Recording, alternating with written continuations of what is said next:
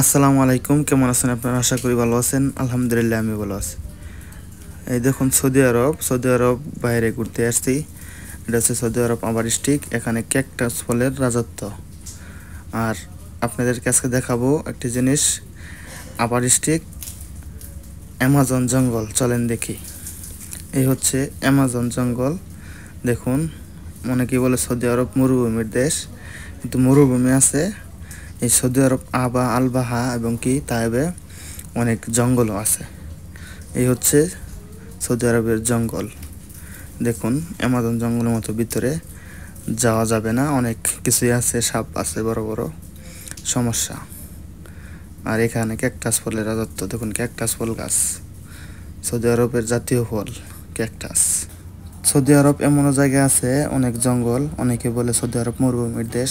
ঠিক আছে, মরুভূমির দেশ, অনেক মরুভূমির সংখ্যাটাই বেশি।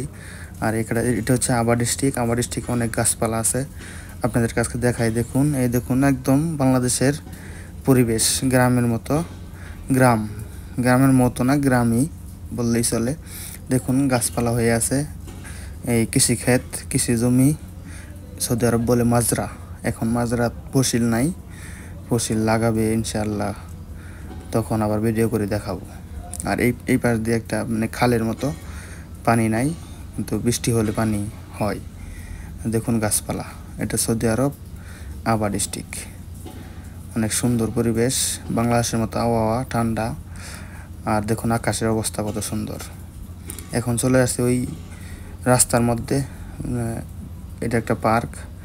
দেখুন কত সুন্দর রাস্তার ভিউ, খুবই সুন্দর লাগে, তাল গাছের মতো হয়ে আছে।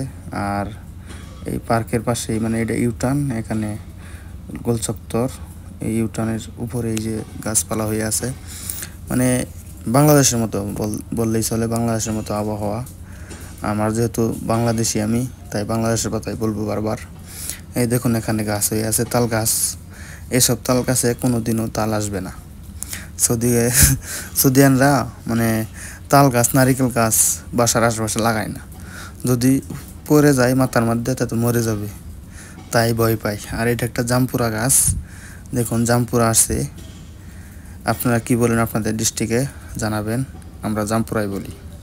আর দেখুন যে তাল গাছ, এটা হচ্ছে আমেরিকান তাল গাছ।